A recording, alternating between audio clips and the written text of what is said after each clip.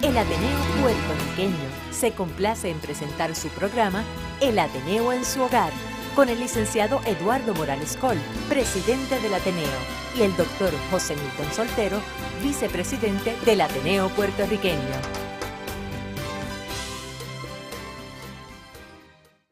Muy buenas noches, queridos amigos televidentes. Muchas gracias otra vez por permitirnos la entrada a vuestros hogares desde aquí, desde su programa El Ateneo en su hogar. Esta noche nos acompaña el doctor Arturo Echavarría, presidente de la sección de literatura del Ateneo Puertorriqueño, y el doctor José Milton Soltero, vicepresidente del Ateneo Puertorriqueño. Estaremos hablando con ustedes sobre temas muy interesantes relacionados con la cultura puertorriqueña, de lo cual Arturo, o el doctor Echavarría, es un gran conocedor, porque ha sido un gran estudioso no tan solo de la cultura nuestra, sino también de la cultura universal, y eso incluye la música en todos los países, en todas sus expresiones, la literatura, un especialista en el tema de Jorge Luis Borges. Así es que vamos a disfrutar esta noche de una gran charla compartiendo con Arturo. Doctor, buenas noches, un saludo a los televidentes. Muy buenas noches. Esta noche para el Ateneo, señor presidente, es un gran privilegio tener una figura de carácter mundial. Así es. Ya que Arturo es reconocido mundialmente como el mejor y el máximo crítico, interpretador de la obra de Jorge Luis Borges. Donde quiera se hable de Borges, pues lo invitan para que vaya a poner las pautas de la evaluación de la gran aportación de Borges. Y es un honor puertorriqueño, como en ese gran reconocimiento internacional, y es un honor para el Ateneo, ya que es miembro de nuestra Junta Directora. Presidente de la sección de literatura. Así que esta noche es un verdadero privilegio para todos los que estamos en este programa y para ustedes que están en sus casas, como toda la semana, oyendo las personalidades que traemos a este programa. Arturo fue muchos años también presidente, profesor de la Universidad de Puerto Rico. Sí, sí. Bueno, primero quiero agradecer las palabras de ambos, del señor presidente y del vicepresidente del Ateneo, que tan generosamente se han dirigido a ustedes en favor mío. Y algunas veces uno piensa que la amistad los ciega y entonces tienden a evaluar a uno quizás por encima de donde uno en realidad está ubicado en el momento, pero agradezco porque sé que son palabras muy sinceras. Y agradezco, y además viniendo de dos personas que son, además de personas, personalidades y grandes conocedores de sus respectivos campos, interesados en muchos otros campos además. Así que quiero agradecer muy especial, de forma muy especial, esta bienvenida que se me ha dado. Y estamos pues para... sí, yo fui profesor de la universidad. Y la palabra, quizás el verbo no es correcto, yo soy profesor de la universidad porque yo estuve desempeñándome como catedrático en literatura comparada por 34 años, pero me jubilé hace unos 10 años, pero como le he dicho a varios de mis amigos y compañeros, yo soy un reincidente, ¿verdad? Es decir, que yo he vuelto a enseñar a la Universidad de Puerto Rico, no de una forma continua, sino muchas veces un semestre sí, un semestre no, y ciertos cursos solamente, pero he estado presente en la universidad porque creo que es una de mis casas. Yo tengo varias casas. El Ateneo es otra de mis casas. Pero la universidad es una de mis casas y entonces pues tuve la suerte de que se me otorgó la distinción ahora recientemente, en marzo pasado, de nombrarse profesor emérito de la universidad. Con lo cual quiere decir que yo vuelvo a formar parte del claustro, ya no estoy jubilado. Ahora soy parte integral del claustro, aunque no estoy obligado a enseñar. Por vida. Por vida. Además de eso, eres conferenciante no tan solo en la universidad, sino en distintas universidades por el mundo, como bien dijo el señor vicepresidente, a las cuales eres invitado a dar conferencias. Es que en las conferencias es una forma también de enseñar, ¿no? Así que sigue siendo profesor no tan solo en Puerto Rico, sino también en varias partes del mundo. Yo Bueno, quisiera añadir universidades de un prestigio universal. Bueno, para mí en realidad estas invitaciones que me honran mucho y que agradezco muchísimo, tienen una función también, y es la de dar una presencia física a Puerto Rico en lugares en donde ni siquiera somos bien conocidos. Y hacer presencia física y presencia cultural, es decir, que demostrar que en Puerto Rico hacemos muchas cosas y se hace música espléndida, tanto la llamada música popular como la música clásica, se hace literatura de un alto valor, se escriben obras de pensamiento y se está haciendo una pintura. Las artes plásticas puertorriqueñas creo que son uno de nuestros grandes triunfos también internacionales, pero aquí también se piensa y se hace estudios literarios que aspiran a ser de cierta calidad, y esa es una presencia que es necesaria hacer fuera de Puerto Rico, y dejar también el nombre de la Universidad de Puerto Rico, que en estos momentos estamos pasando por una temporada muy amarga en eso, dejar ese nombre en alto en la medida que sea posible. Así que yo siempre he agradecido esto y suelo aceptar más invitaciones de lo que es menester o lo que es prudente, y me dicen algunos colegas internacionales de que por qué yo acepto tantas invitaciones, y les explico porque en Puerto Rico estamos muy aislados culturalmente de fuera, y eso es un producto de la situación actual nuestra, ¿verdad? Actual y anterior nuestra, sobre todo política, ¿verdad? Y entonces, si no hacemos actos de presencia en estos foros internacionales de otros países, sencillamente se olvidan de nosotros. Y por eso pues la presencia es más urgente llevarla a cabo que si viviéramos en un gran centro cultural con grandes, digamos, órganos de difusión cultural de Puerto Rico o del país que sea otro. Los tienen todos los países que yo conozco tienen órganos de difusión cultural hacia el exterior. Cualquier país de la América Latina, Europa, todos, y Estados Unidos tienen sus propios órganos de difusión cultural. Lo único que da la casualidad que los puertorriqueños no caemos en la órbita esa de difusión que hace. Pero no ha habido suficiente interés por parte de los gobiernos.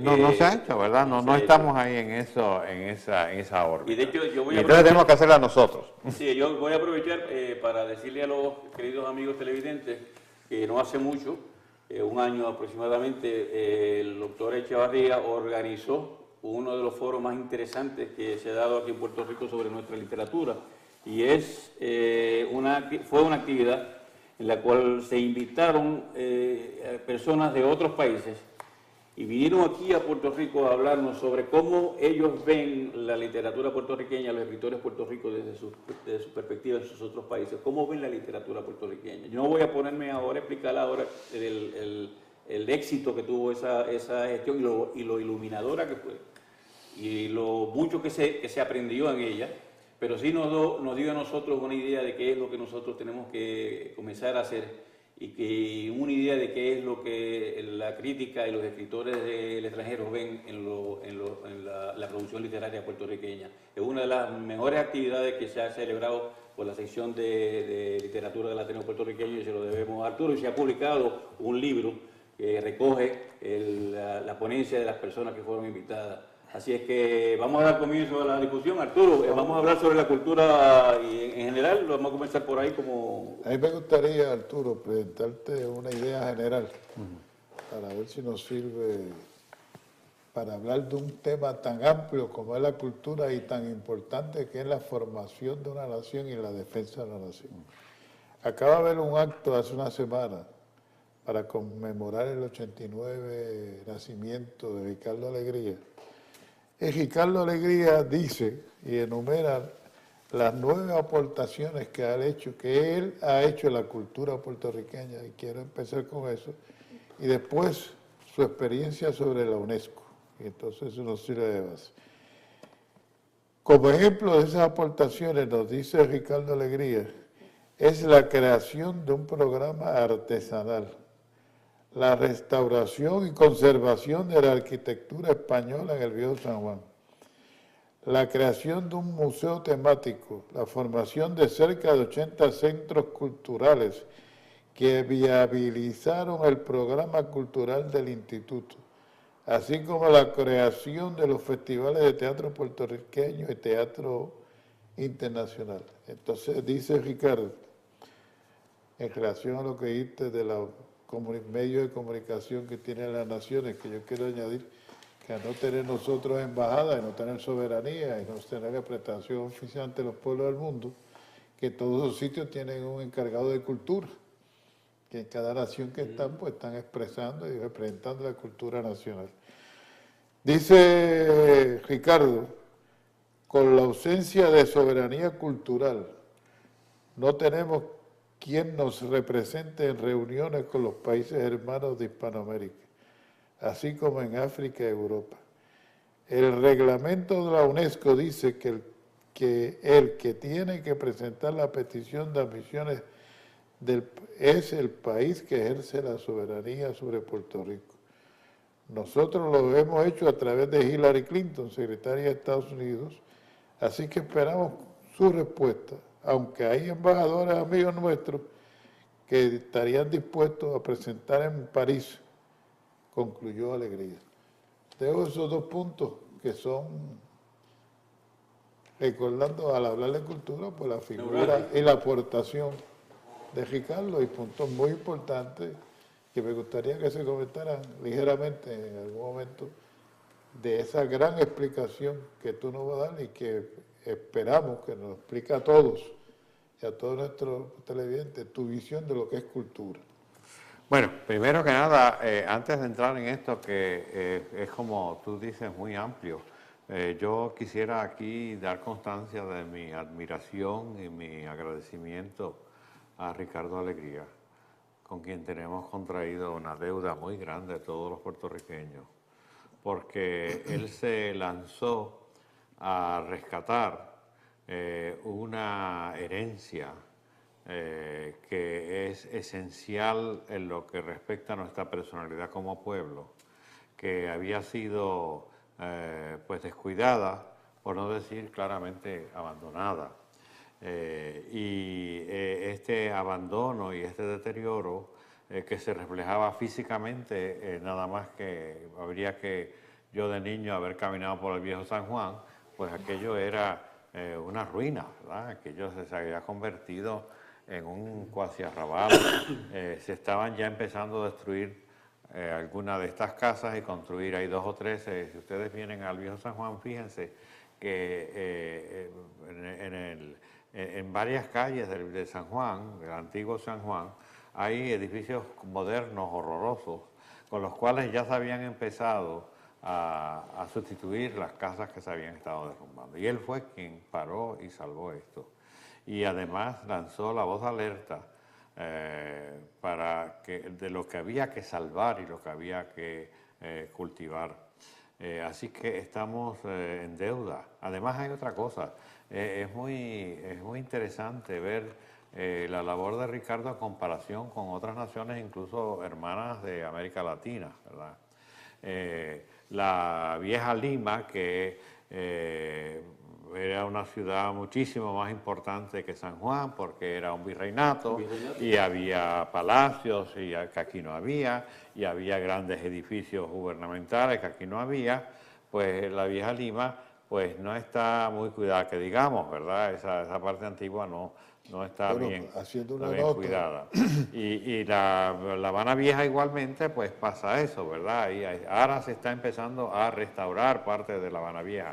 Estas eran ciudades que eran mucho más importantes que San Juan dentro del contexto del Imperio español, y porque eran regiones mucho más ricas que nosotros y por lo tanto políticamente mucho más importantes que nosotros para España. Y por eso ahí se hicieron todas esas edificaciones que no se hicieron aquí. Aquí no hay palacete que se acerque a algunos de los que todavía existen en la antigua Habana, la Habana Vieja, ¿verdad? Que hay maravillas allí. En Lima. Y en Lima, naturalmente. En Lima ahora hay un programa también de restauración de Está, la Lima. eso maravilloso. pero eso Dolfo Ricardo lo hizo antes que estos Con otros todo. lugares Y en y lo Cuba, hizo como con Eusebio mucho Leal. más éxito porque logró restaurar toda la ciudad. Allí una vez se está restaurando secciones de la ciudad, ¿verdad? Pero aquí se restauró toda la ciudad. Y yo creo que eso nos da pie a meditar sobre asuntos más generales de lo que es la cultura. Muchas personas piensan que cuando se habla de cultura estamos hablando de una serie de expresiones particulares, por ejemplo, de grandes obras literarias o grandes obras filosóficas o de grandes obras de artes plásticas o de grandes obras musicales o de grandes espectáculos como son el gran teatro, la ópera, el teatro de la ópera, lo que se llama el drama lírico, ¿verdad? En otros países, pero esto en realidad son una de las manifestaciones de una cultura, pero no es propiamente lo que es, no constituyen lo que podríamos decir cultura. Y quizás como motivo de conversación acá entre nosotros y con nuestros amigos que nos están escuchando en sus casas, que nos están viendo y que los invitamos a repensar todas estas cosas, podríamos empezar con lo que yo considero una definición muy general de cultura, ¿verdad? Y hay muchas definiciones y hay mucha polémica, porque hay antropólogos que tienen una definición de cultura, hay historiadores que tienen otra correlación de cultura, y hay historiadores del arte que tienen otra definición de cultura, pero se ha llegado, digamos, entre todos estos especialistas, se ha llegado a un más o menos acuerdo tácito de entenderlo desde un punto de vista amplio. Sí. Y es que la cultura es una serie de creencias, de prácticas y de valores que comparte un grupo de seres humanos, es decir, de una sociedad. Y que ese conjunto de creencias, de prácticas y de valores los dota a esas sociedades de características particulares y por lo tanto los identifica frente a otros.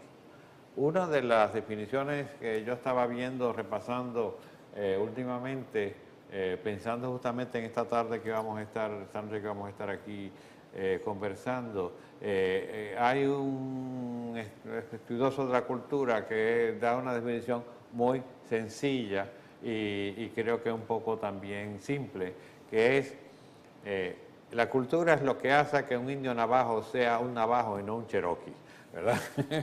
O lo que haría que un cherokee, esos son indios nativos de la América del Norte, ¿verdad? No sea un navajo. Es decir, que da un perfil de identidad a estos grupos. Y se te debe llamar también eso idiosincrasia, ¿verdad? Dentro de esa definición general, que incluye muchas cosas, desde la cocina hasta el baile popular, hasta obviamente la música popular, hasta prácticas religiosas de toda índole, vestimentas, etcétera, modos de organizarse las familias, todo esto es cultura, todo es parte de la cultura. Hay también expresiones de un nivel, digamos, más elevado, por decirlo de algún modo, que son las obras artísticas, literarias, filosóficas, pictóricas, musicales, que también no hay mucha conciencia de eso. Muchas veces estas obras que hoy llamamos alta cultura, y que esa palabra de alta cultura me parece que está vinculada a una noción que se desarrolló en Alemania, sobre todo en el siglo XIX, que es la Hochkultur, la alta cultura, como diferente de una cultura popular, pues lo que pasa es que se ha ido perdiendo la noción de que estas expresiones de alta cultura están la mayoría de ellos vinculadas a la cultura popular. Que esa división es una división un poco arbitraria y que pues muchas veces grandes obras, digamos, tomaremos una ópera muy famosa que se llama Los Cuentos de Hoffmann.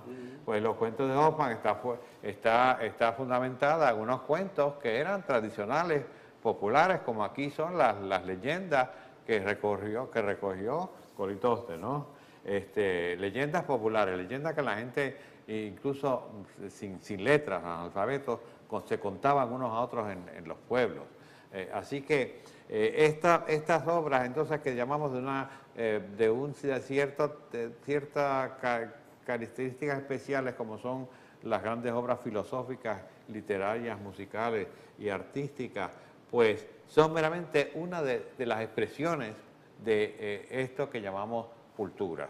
Pero lo que pasa es que muchas veces en estas obras se recoge consciente o no conscientemente por parte de estos artistas, ¿verdad?, se recoge lo esencial de eso que define a ese grupo grande. Y donde se ha demostrado mayor destreza también. Aquellas personas, que aquí se confunde clasismo con elitismo, pero lo que se conoce hoy mayormente como la alta cultura, esa es entre aquellos grupos o aquellas disciplinas que han demostrado tener más habilidad y mejor preparación para la expresión artística a la cual cada uno de ellos se dedica, ¿no? Los grandes pintores, no voy a mencionar ninguno para no dejar ninguno fuera, pero lo mismo pasa con los grandes escritores, pues hay grandes escritores y hay escritores que no son tan grandes.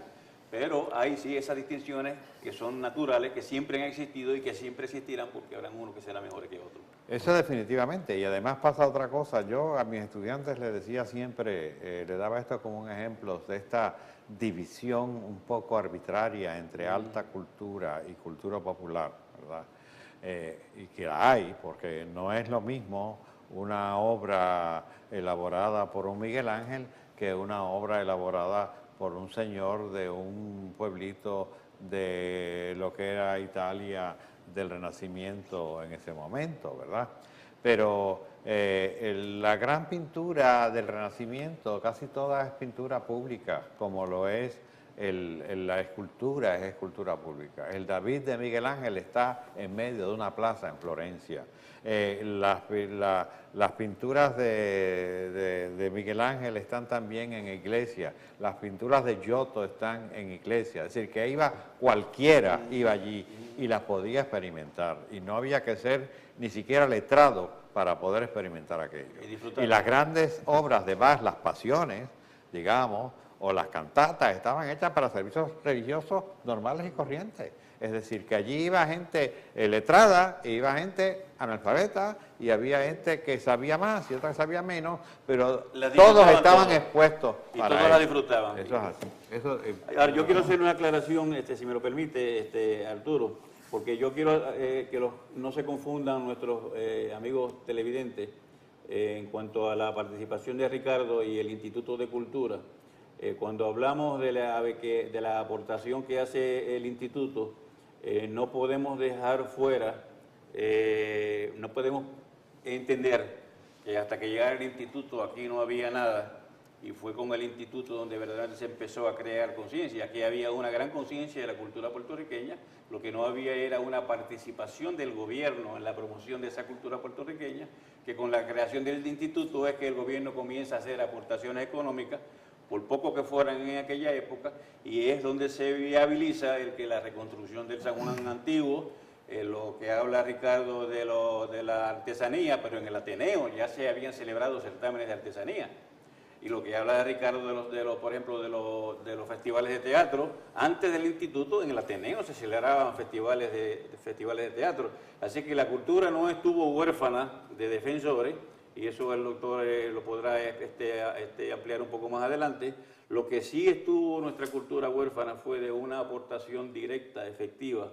Efectiva no sé si todavía lo es, yo creo que ahora vamos un poquito hacia atrás, pero lo que sí estuvo huérfano hasta el Instituto fue una participación directa del gobierno, una aportación directa del gobierno para defender ese patrimonio. Pero que antes de eso el Ateneo ya llevaba... Para darle más énfasis a lo que estás diciendo, el doctor Gilberto Concepción de Gracia, cuando se aprobó el proyecto del Instituto de Cultura, tuvo 2 horas en un discurso de los que lo caracterizó, que eran discursos realmente cultos y con un contenido nacional grandísimo. Él hace una gran defensa que ese proyecto que se acababa de aprobar era base del trabajo, que había que garantizar la existencia del Ateneo de Puerto Rico. El reconocimiento de dónde viene este Ateneo que tiene 100 y pico de años de aportar. Pero hay un tema para cerrar el capítulo de Ricardo que yo quisiera traer a la mesa, que para mí una de las grandes aportaciones de Ricardo a la nación puertorriqueña y a la cultura puertorriqueña, que es que Ricardo de joven llega y empieza a hacer estudios y a buscar lo de los taínos, le da presencia que venimos de algún sitio y hace grandes encuentros, y hay un museo, inclusive en la universidad, que tiene muchísimo de su trabajo y los huesos de nuestros taínos, de ahí se identifican los dientes y las características que son ADN de los puertorriqueños. O sea que es una de las grandes aportaciones como una visión nacional, recordando la gran obra que se estaba haciendo en América Latina, en conseguir los aztecas, los mayas y los incas en Perú. Él nos aporta eso y nos dejó esa historia que la tenemos hasta el día de hoy, donde le da más base a la expresión del por qué el grito de Lares. Porque el pueblo ya tiene una expresión nacional en el grito de Lares. Somos una nación, somos un pueblo, somos una raza, la raza puertorriqueña.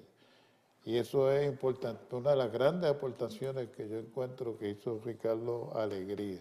Sí, porque él trae precisamente eso mismo, ¿verdad?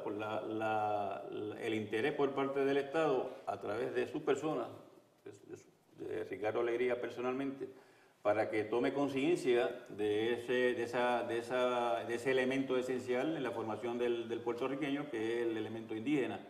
Y entonces, es que, vuelvo a repetir, el gobierno se interesa por su conducto, por su persona, a investigar, y él hace ya eso él lo hace como en una forma científica, porque no por eso tampoco se había dejado de investigar aquí a los indios. Ya Salvador Bravo, Polito Hoste, Agustín Estal, de mucho antes que Ricardo, ya habían tomado. Pero hay que reconocer la obra de Ricardo. Claro, porque él es el que le da, él es el que, por eso lo que hago decir, es el que le da verdaderamente permanencia incorporando el tema a la obligación del Estado de estudiarlo en forma apropiada. Yo creo que aquí lo que ustedes dicen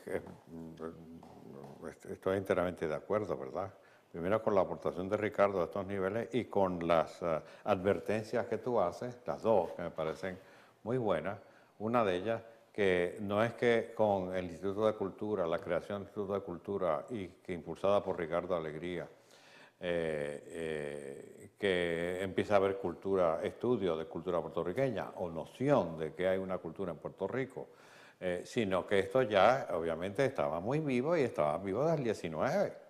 El grito de Lares sería inconcebible sin la noción de que nosotros tenemos una identidad que es distinta a la de los señores que habían venido del norte y que habían ocupado el país y que nos gobernaban, ¿verdad? Claro. Definitivamente. Pero no había los medios económicos y por lo tanto ese cultivo de la cultura, si se quiere la redundancia, estaba reducido por fuerza, desgraciadamente, a una serie de grupos pequeños. Por ejemplo, el Ateneo o la universidad. Eso no había trascendido y lo peor es que hasta entonces, que yo sepa, los gobiernos anteriores habían estado promulgando algo que sí era gravemente nocivo a nosotros, que es que aquí no había cultura, que aquí todavía hasta recientemente, como en los años 60, un personaje cuyo nombre no quiero acordarme, pero que fue gobernador, pues dijo que aquí no había cultura y que aquí no había nada que defender. cuando le preguntaron, ¿y la cultura puertorriqueña debe ser defendida? Dice, no, aquí en Puerto Rico no hay cultura, en Puerto Rico no hay nada que defender. Es decir, habíamos estado teniendo durante décadas y décadas y décadas un proceso de desculturización, si lo quieren llamar, de lo puertorriqueño. Para desnacionalizar a Puerto Desnaturalización, en realidad, que sería la palabra mejor, que nos quitaban la naturaleza. La naturaleza es lo que define lo que una cosa es, ¿verdad? Sí, y nos estaban diciendo que aquí no había nada que salvar, aquí no. Yo puedo decir, francamente, yo me eduqué en escuelas privadas, que eran casi todas de habla inglesa aquí, eran de religiosas norteamericanas, y en el tiempo que yo estudié, los años 40 y 50, a mí no me enseñaron una sola hora de historia puertorriqueña. A mí tampoco.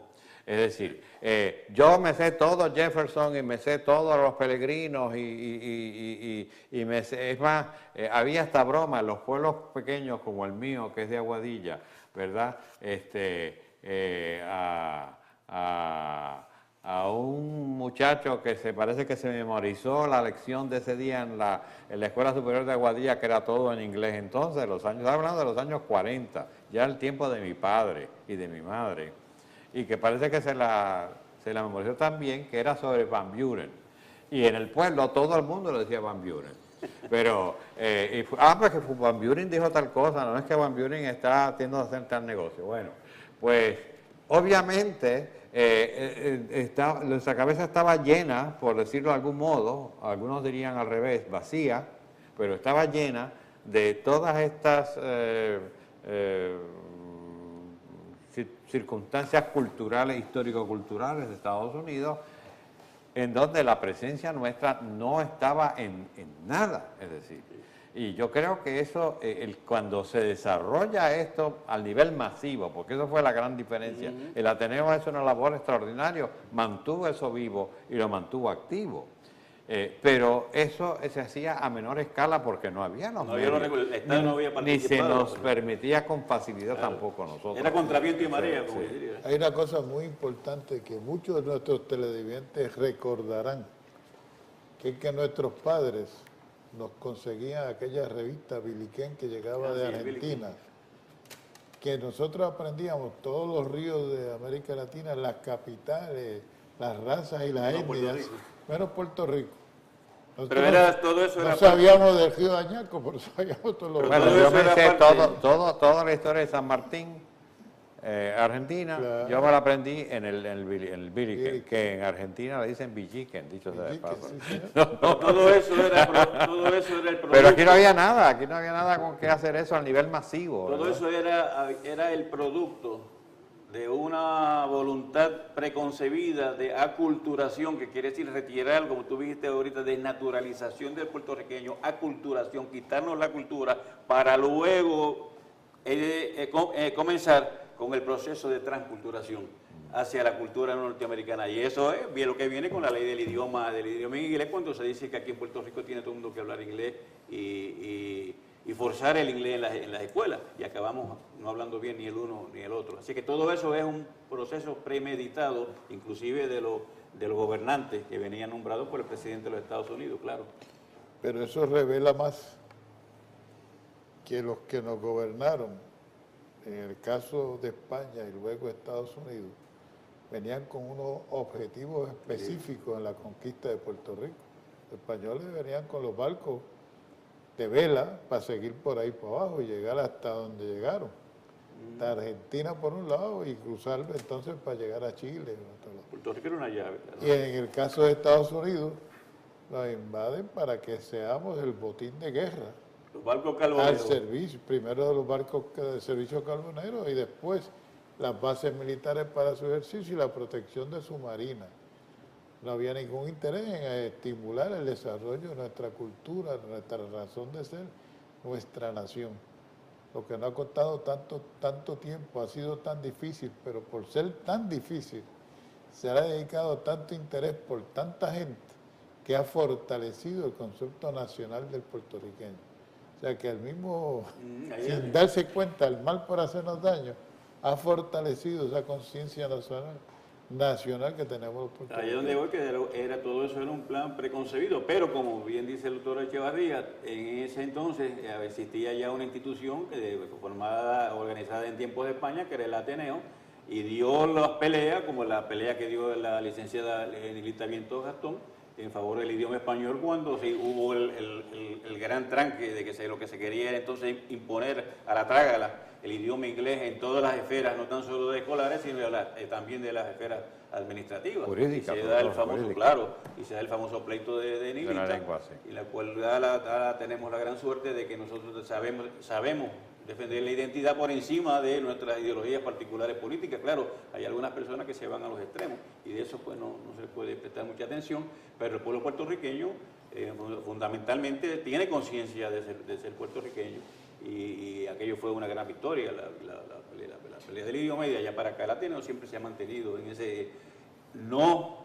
De la misma forma lo ha hecho el Instituto de Cultura, porque como agencia de gobierno al fin pues ha estado sujeto a los vaivenes de la política puertorriqueña, pero el Ateneo ha sido una institución que se ha mantenido firme y verdaderamente inamovible en su política de defensa del vernáculo. Tan profunda es esa nacionalidad puertorriqueña que tú culturalmente seguirás describiendo, que ha hecho que cuando Estados Unidos se habla de los hispanos, que hay 80 millones de mexicanos, son muchos, entonces hay que mencionar los 4 millones de puertorriqueños, pero se le da la importancia al puertorriqueño como hispano porque ese tiene derecho al voto en Estados Unidos y te trae una campaña presidencial en primarias como el caso de Obama y Hillary Clinton, que intervienen masivamente reconociendo al puertorriqueño y tratando de hablarle en español, las 4 palabras que cada uno sabía en español. Eso es lo que demuestra la fortaleza, pero nosotros que somos amantes de la música, y tú y yo que vamos a todos los conciertos de Bellas Artes, no es que no vaya al para que yo voy de vez en cuando porque no tengo los recursos económicos para ir a todos ellos. Pero nosotros porque somos más viejitos, nos damos el lujo de que sea reconocido Puerto Rico musicalmente en Estados Unidos, que haya 126 primeras sillas de orquestas del mundo ocupadas por puertorriqueños del Conservatorio de Puerto Rico, que han hecho especialidades musicales en Estados Unidos y doctorados, ¿no? Y que hemos tenido también artistas de la calidad de Agustino Díaz, de Pablo Elvira, de la categoría de en aquellos tiempos de Antonio Paoli, escritores de la naturaleza de la categoría de Gutiérrez Espinosa, o sea que hemos hecho una gran aportación también. Cuando yo voy a estudiar por Estados Unidos por primera vez y llego a Nueva York, veo unos letreros inmensos en Broadway, que aquello me impresionó, esa avenida con esas luces. Y estaba Graciela Rivera en el Metropolitan y José Ferrer con El Hombre de la Mancha en Broadway. Yo digo, pero ¿cuáles son los más grandes? A ese nivel viví esa experiencia que la tenemos que haber vivido muchos de nosotros. Después con Julián pues lo vimos. Y el mérito que tienen esas personas que se abrieron camino casi todos ellos solos. Sí, por su propio talento, sin mucha ayuda o sin ninguna ayuda por parte del gobierno de Puerto Rico. Tú que eres maestro eméritus de la universidad, me gustaría que nos tocara cómo el puertorriqueño y la nación puertorriqueña ha vivido o no ha vivido en la vida universitaria. Y lo digo ahora que tenemos una amenaza de que las autoridades universitarias dieran la orden de un cierre patronal, así que un cierre de la administración universitaria de la universidad. Pero independientemente de ese cierre indefinido, ¿cómo has vivido tú, que has tenido una vida tan activa, tú y tu distinguida esposa, que es otra figura mundial en el estudio del arabismo en el mundo? Que donde quiera que se vaya a hablar de los árabes. Estamos hablando de la doctora Luz López Oral y su hermana Mercedes, que se cogen de la mano. Y te toca a los incas y entonces tienes por el otro lado. Te cubren entre los 3 el mundo. Bueno, yo creo que mi caso cuando yo cuando me hicieron esa distinción, que es muy grande, ¿verdad? Y es que es muy grande, no solamente la considero yo muy grande, la consideran Muy Los grande. niveles muy grandes. Por Académicamente esta razón, le muy voy a grande. decir por qué tiene esa calidad de grandeza. Porque esto no es una distinción que se otorga de arriba para abajo. Esta es una distinción que tiene que surgir de abajo para arriba. Son los colegas de los departamentos de uno, los que proponen originariamente a la persona con candidato a profesor emérito. Entonces eso va a ser considerado por la facultad en pleno y se vota por eso. Y después eso se pasa con todo el dossier de la persona y los méritos o más o menos que tiene que podrían garantizar que esa persona pudiera ostentar esa distinción. Eso pasa después al Senado académico del recinto de Río Piedras y se discute y se vota allí. Y todos los que he mencionado hasta ahora no son administradores, son todos colegas y estudiantes de uno. En el caso de los eméritos se le exige 4 cartas, entre las muchas cartas, 4 cartas de colegas internacionales en el campo de uno que testifiquen la solvencia de uno en ese campo, y se le exigen por lo menos 1 o 2 cartas de alumnos de la persona que hayan escogido la tarea de la academia, que sean profesores universitarios ellos a su vez. Es decir, y entonces eso llega a los rectores y a la junta universitaria y eventualmente a la junta de síndicos y al presidente. Pero eso no es una cosa de que porque yo soy amigo de Perencejo o el de más allá, me van a otorgar eso a mí, ¿verdad? Sino que surge de abajo y va subiendo, y ya les digo, por votaciones, en estos cuerpos que son muy variados, porque el Senado académico incluyó todos los departamentos y las facultades del recinto de Río Piedras, y la Junta Universitaria incluye todos los recintos del sistema universitario. Y estudiantes. Pero y los estudiantes también participan ahí. Pero lo que quiero decir es que cuando yo fui a dar las gracias en público en la ceremonia, que es una ceremonia muy emotiva, obviamente, yo decidí estructurar mi discurso, que tenía que ser breve, en una lista de lo que yo estaba esperando de la universidad, sino lo que yo había obtenido de la universidad. Y yo hice una serie de puntos de agradecimiento a la universidad, que la universidad me había dado a mí, que es una cosa que debemos reflexionar muchas veces cuando hay estos problemas, porque también hay una teoría de que me den, que me den, que me den, que me den, pero no lo que yo debo dar y lo que yo debo aportar, ¿verdad? Y yo pienso que esto que yo estaba agradeciendo es porque yo lo pude aprovechar. Y entre ellas, una de las primeras cosas que agradecí es que la universidad me había dado a mí la oportunidad de convertirme en un universitario puertorriqueño. Me explico. Yo me formé en escuelas privadas en Puerto Rico, en donde se enseñaba todo en inglés. Yo después me fui muy joven, a los 14 años, a Estados Unidos. Yo hice el final de mi preparatoria en Estados Unidos y toda mi universidad en Estados Unidos, todos mis grados universitarios, que fueron 4, ¿verdad? Todo en inglés. Así que cuando yo vine a enseñar a la Universidad de Puerto Rico, yo en realidad no sabía lo que era aquello. Tu primer idioma casi era el inglés. No, yo hablaba español, ¿verdad? Pero todo, yo empecé a escribir en inglés. A uno que están haciendo ahora la cosa al revés, yo lo hice al revés. Yo empecé a escribir en inglés y después tuve que reaprender a escribir en español. Y por voluntad propia decidir que esa era mi lengua y en esa iba a escribir yo. Pero cuando yo llegué a la Universidad de Puerto Rico, yo venía de formación totalmente de Estados Unidos, totalmente. Y yo tuve que atravesar un proceso que no fue fácil, que fue aprender a ser un universitario puertorriqueño. Porque la universidad, y aquí es que viene la contestación a lo que tú me acabas de preguntar, la universidad es una universidad que no está estructurada de ese modo, ¿verdad? Pero está estructurada, incluso, aunque no está estructurada directamente, la función es que da una experiencia de Puerto Rico al que pasa por allí. Toda universidad en el mundo da esas experiencias, lo que pasa es que la gente no es consciente. Cuando uno va a estudiar a Alemania, a una universidad alemana, uno durante esos largos años de trabajo en esa universidad, uno experimenta una formación alemana de lo que es Alemania, sin que estén diciéndole, esta es una forma de ser alemana, esta no es una forma de ser alemana, o inglesa, o norteamericana.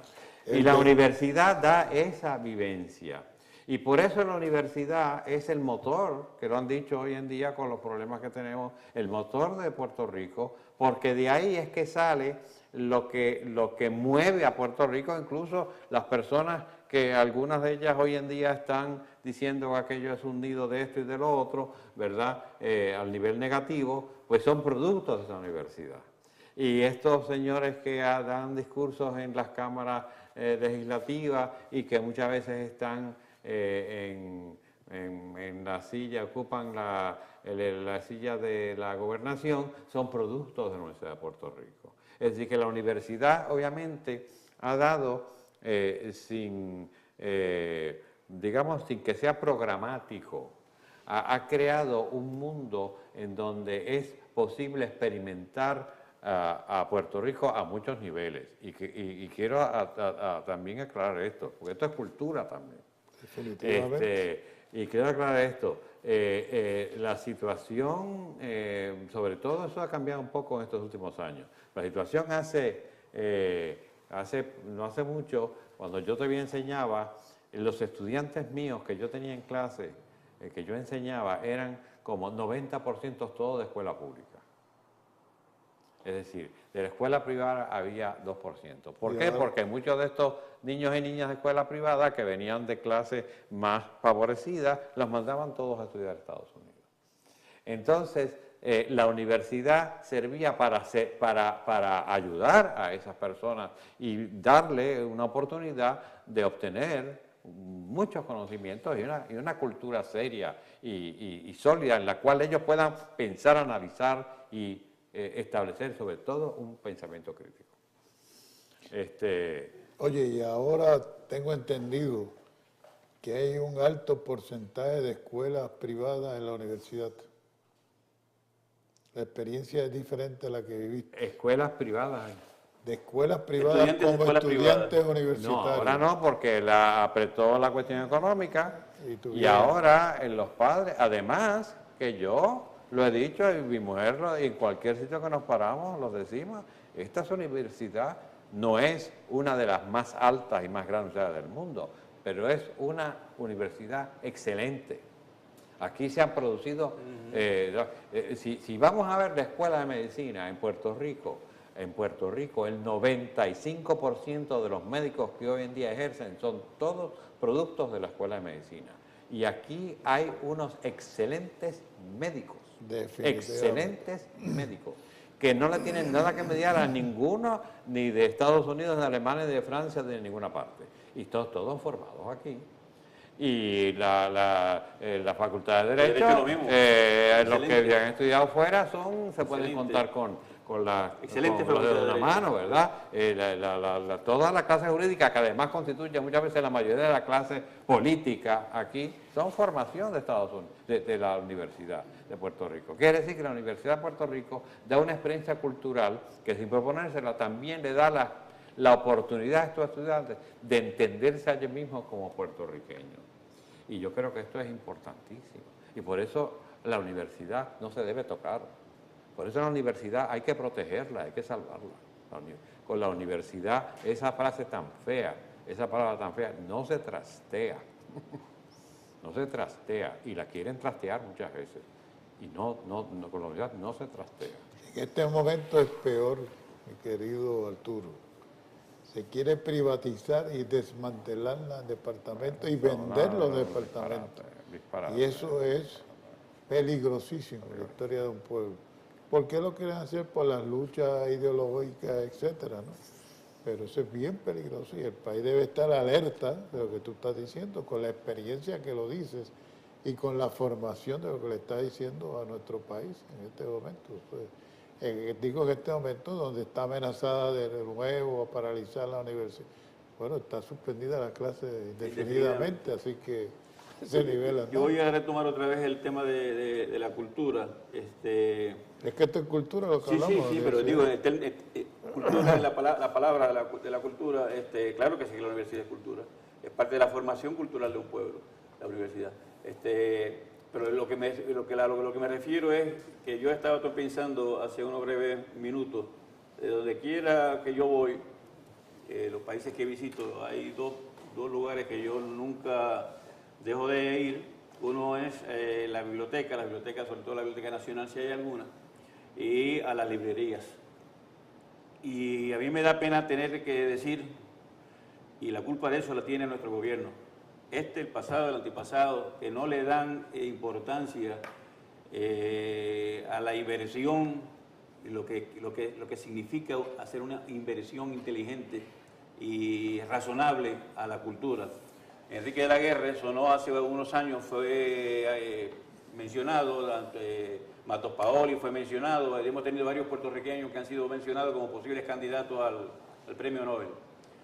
Pero señores, si es que el mundo no conoce quién es Enrique de la Guerra y el mundo no conoce quién es Matos Paoli, y la culpa la tenemos nosotros. Esa visita que yo hago en esos países, a las librerías y a la biblioteca, es raro encontrarme con un libro de un puertorriqueño. Luce, perdona, aprovechando que tú estás aquí, lo digo con toda la honestidad, es de las pocas personas que uno puede ir, por ejemplo, a la librería, a la Casa del Libro en Madrid y encontrarse libros de un puertorriqueño. He visto el libro de María Vaquero y Amparo Morales y he visto algunos libros, por ejemplo, en Sudamérica, en la Biblioteca Nacional de Chile, el único libro que encontré de un puertorriqueño fue de René Marqués, La Mirada, una novela, ni siquiera la obra de teatro de René Marqués. Que no es de las mejores de y que no es de las mejores. Pero lo que encontré en la Biblioteca Nacional de Chile, en Santiago, fue La Mirada de René Marqués. Pues señores, si nosotros los mismos puertorriqueños, y eso yo lo he hablado con muchas personas, no importa cuál sea el final de Puerto Rico político desde el punto de vista de estatus, si vamos a ser Estado, pues algo vamos a tener que llevar en la mochila. Pues mire, vamos a tener que llevar en la mochila a un pueblo preparado, un pueblo culto, un pueblo que ha estudiado, un pueblo que tiene una expresión literaria, no que la tenga, pues nosotros la tenemos, que se conozca en el mundo. Y que como fue, por ejemplo, lo que tú hiciste en el foro. Y eso nos dio una idea de la ignorancia, claro. De la ignorancia de que hay de Puerto Rico, porque al no tener nosotros ningún órgano de difusión, por eso lo de la UNESCO es tan importante, y volvemos a algo que se empezó a hablar, porque eso nos da una presencia internacional soberana al nivel de que nosotros somos es decir, un pueblo con características definido, particulares que tiene una producción particular. La gente muchas veces cuando yo he viajado a lugares muy lejanos, pues me dicen, mire, yo conozco de Puerto Rico por West Side Story, ¿verdad? Que es para completar, es una tragedia. Es una obra escrita por norteamericanos para norteamericanos. Y despectivamente una obra despectiva. Y es una obra que nos da una imagen muy negativa, claro, ¿verdad? Es decir, que la gente no sabe quiénes somos nosotros ni qué hacemos fuera de aquí. Y eso es lastimoso, y eso es algo que habría que remediar de algún modo y que había que poner una voluntad. Pero bueno, es que no sé si hay esa voluntad. Yo invito a nuestros legisladores, a nuestros gobernantes, que cojan la enciclopedia Espasa, por ejemplo, cuando yo la tengo ahí encima de mi escritorio donde yo trabajo, ahí está la enciclopedia Espasa, la edición pequeña, claro, de 22 volúmenes. Y cuando tengo alguna duda, pues saco el libro y lo leo. Y hay veces que me entretengo leyendo, pierdo muchísimo tiempo, pero lo disfruto muchísimo, porque me pongo a leer y a leer y a leer y a leer y se me olvida hasta veces lo que estoy haciendo. Y a mí me ha sorprendido, me he dado cuenta ya, y me sorprende pasar tantas páginas de la enciclopedia Espasa sin encontrar a nadie de Puerto Rico. Y viendo personas que yo conozco en la literatura, no, tampoco voy a mencionar a nadie, porque esto no es una cuestión de crítica, que tienen mucho menos valor literario de muchos de nuestros escritores, mucho menos valor literario que muchos de nuestros escritores, y están en la enciclopedia y de otros países, y están el Espasa está llena de escritores de todos los países. De Puerto Rico no hay casi nadie. Yo los invito que pongan la enciclopedia y se pongan a hojear para que ustedes vean. Pero es muy importante, es eso. ante eso que tú planteas, es muy importante reconocer de que en esta última enciclopedia de la lengua española allá ha estado representada María Vaquero y Amparo Morales, y que Amparo Morales había sido designada para representar el Caribe en la discusión y Sí, por eso hizo formación menciones de ella esas hace poco, enciclopedias. sí, sí, Son sí. cosas, o en el caso que yo sé de Luce, le invitan a la Casa del Trompo, al mundo árabe que hable de los árabes, y sé la repercusión que tuvo, como es Pero el es caso triste, de Arturo. y yo hago hincapié en lo que hemos conversado aquí en la tarde de hoy, se nos está acabando el tiempo, de que los gobernantes nuestros tienen que tomar conciencia, tienen que ser conscientes de que nosotros necesitamos darle una mano a nuestros escritores, una mano a nuestros artistas, una mano a todas las personas que son parte de esa gran cultura puertorriqueña para que se conozcan en todas partes del mundo, porque eso le da lustre a Puerto Rico. Y además también una buena fuente de ingresos, porque el libro no deja de ser hoy día uno de los grandes productos que se mercadean en el mundo con unos grandes beneficios. Así es que yo los invito a todos nuestros gobernantes de que consideren la posibilidad de hacer una buena inversión importante para beneficio de nuestro país y de nuestro también. Yo quisiera, antes que termine el programa y en honor a la presencia del doctor Arturo Echevarría, de que este programa genere el interés del reconocimiento por toda nuestra gente que lo ve y todos nuestros puertorriqueños. Primero, que ya es una nación formada, forjada, fuerte, indestructible. Y segundo, que analice la importancia de descolonizar esta nación, ya sea al punto que decidan, porque esos son los pueblos los que deciden. Y los pueblos del mundo que dan unas pautas como se decide, ¿no? Pero que llegue el momento en que una de las aportaciones de esta profundidad académica de esta noche fuera eso, que tengamos conciencia de que somos una nación ya irreversible y que tenemos por fin que descolonizar esta nación. Sí. Bien, mis queridos amigos televidentes, contigo. hemos tenido la oportunidad de presentarles a ustedes esta noche uno de los grandes de la cultura puertorriqueña, el doctor Arturo Echevarría, quien ha estado conversando con nosotros sobre distintos aspectos de la cultura. Y cuando lo digo de todo corazón. Yo me considero ahora su enemigo, para hacer la distinción que él hizo al principio, que era simplemente una generosidad de sus amistades. Pues no, yo soy ahora su enemigo y lo digo con toda franqueza y con toda la verdad con que lo siento. Tienen ustedes, y yo muy agradecido de que haya estado con nosotros, el doctor Arturo Echevarría es una de las grandes figuras de la cultura puertorriqueña, de nuestra universidad, del Ateneo, de la Academia de la Lengua, y de todo, de la música, del arte musical y de todo cuanto signifique una gestión positiva hacia la cultura. Y es que ya ha dado el nombre de Puerto Rico el Cono Sur a través de su gran obra de Borges. Muy bien. Muy bien. Muchas gracias. Arturo, gracias por estar con nosotros aquí. Amigo, nunca enemigo. Encantado, Muchas gracias. Muchas gracias a ustedes.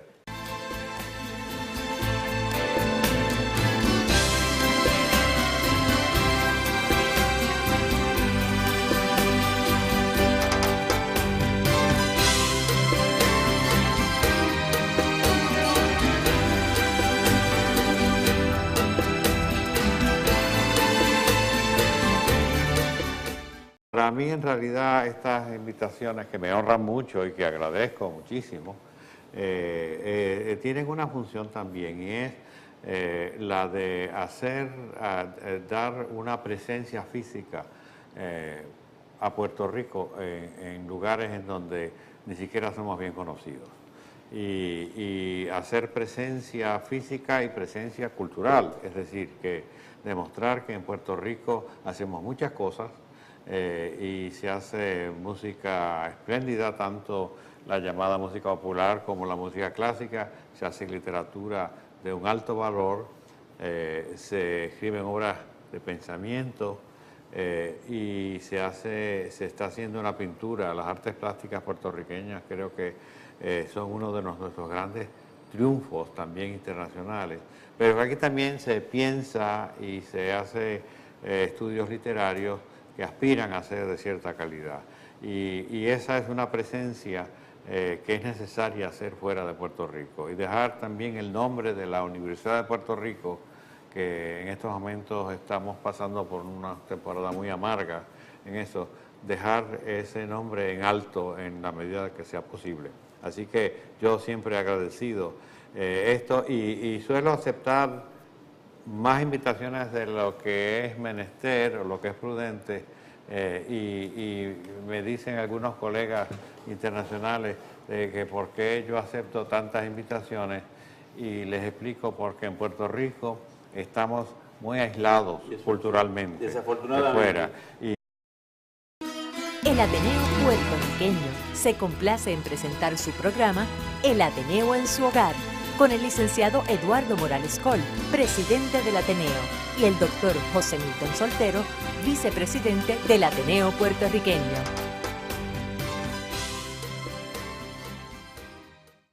Muy buenas noches, queridos amigos televidentes. Muchas gracias otra vez por permitirnos la entrada a vuestros hogares desde aquí, desde su programa El Ateneo en su hogar. Esta noche nos acompaña el doctor Arturo Echavarría, presidente de la sección de literatura del Ateneo Puertorriqueño, y el doctor José Milton Soltero, vicepresidente del Ateneo Puertorriqueño.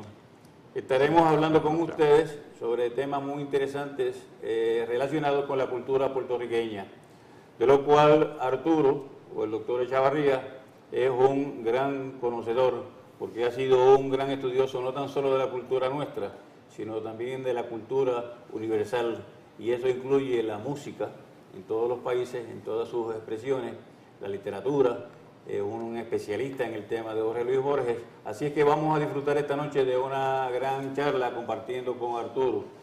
Doctor, buenas noches, un saludo a los televidentes. Muy buenas noches. Esta noche para el Ateneo, señor presidente, es un gran privilegio tener una figura de carácter mundial. Así es. Ya que Arturo es reconocido mundialmente como el mejor y el máximo crítico, interpretador de la obra de Jorge Luis Borges. De la universidad, porque yo estuve desempeñándome como catedrático en literatura comparada por 34 años, pero me jubilé hace unos 10 años, pero como le he dicho a varios de mis amigos y compañeros, yo soy un reincidente, ¿verdad? Es decir, que yo he vuelto a enseñar a la Universidad de Puerto Rico, no de una forma continua, sino muchas veces un semestre sí, un semestre no, y ciertos cursos solamente, pero he estado presente en la universidad porque creo que es una de mis casas. Yo tengo varias casas. El Ateneo es otra de mis casas. Pero la universidad es una de mis casas, y entonces pues tuve la suerte de que se me otorgó la distinción ahora recientemente, en marzo pasado, de nombrárseme profesor emérito de la universidad. Con lo cual quiere decir que yo vuelvo a formar parte del claustro, ya no estoy jubilado. Ahora soy parte integral del claustro, aunque no estoy obligado a enseñar. Por vida. Por vida. Además de eso, eres conferenciante no tan solo en la universidad, sino en distintas universidades por el mundo, como bien dijo el señor vicepresidente, a las cuales eres invitado a dar conferencias. Es que en las conferencias es una forma también de enseñar, ¿no? Así que sigue siendo profesor no tan solo en Puerto Rico, sino también en varias partes del mundo. Yo quisiera añadir universidades de un prestigio universal. Bueno, donde quiera se hable de Borges, pues lo invitan para que vaya a poner las pautas de la evaluación de la gran aportación de Borges. Y es un honor puertorriqueño, como en ese gran reconocimiento internacional, y es un honor para el Ateneo, ya que es miembro de nuestra Junta Directora. Presidente de la sección de literatura. Así que esta noche es un verdadero privilegio para todos los que estamos en este programa y para ustedes que están en sus casas, como toda la semana, oyendo las personalidades que traemos a este programa. Arturo fue muchos años también presidente, profesor de la Universidad de Puerto Rico. Sí, sí. Bueno, primero quiero agradecer las palabras de ambos, del señor presidente, del vicepresidente del Ateneo, que tan generosamente se han dirigido a ustedes en favor mío. Y algunas veces uno piensa que la amistad los ciega, y entonces tienden a evaluar a uno quizás por encima de donde uno en realidad está ubicado en el momento, pero agradezco porque sé que son palabras muy sinceras, y agradezco, y además viniendo de dos personas que son, además de personalidades y grandes conocedores de sus respectivos campos, interesados en muchos otros campos además. Así que quiero agradecer muy especial, de forma muy especial, esta bienvenida que se me ha dado. Y estamos pues para... sí, yo fui profesor de la universidad y la palabra, quizás el verbo no es correcto, yo soy profesor. Y eso es un producto de la situación actual nuestra, ¿verdad? Actual y anterior nuestra, sobre todo política, ¿verdad? Y entonces, si no hacemos actos de presencia en estos foros internacionales de otros países, sencillamente se olvidan de nosotros.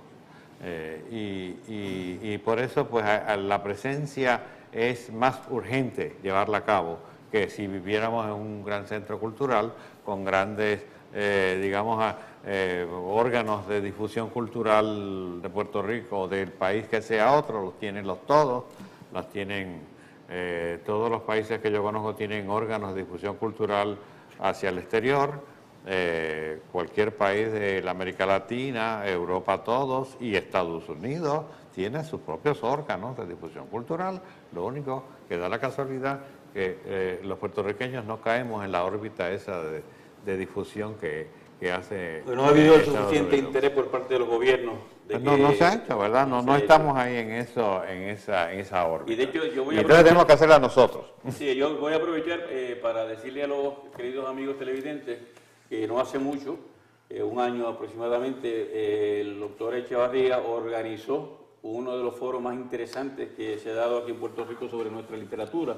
Y fue una actividad en la cual se invitaron personas de otros países y vinieron aquí a Puerto Rico a hablarnos sobre cómo ellos ven la literatura puertorriqueña, los escritores puertorriqueños desde su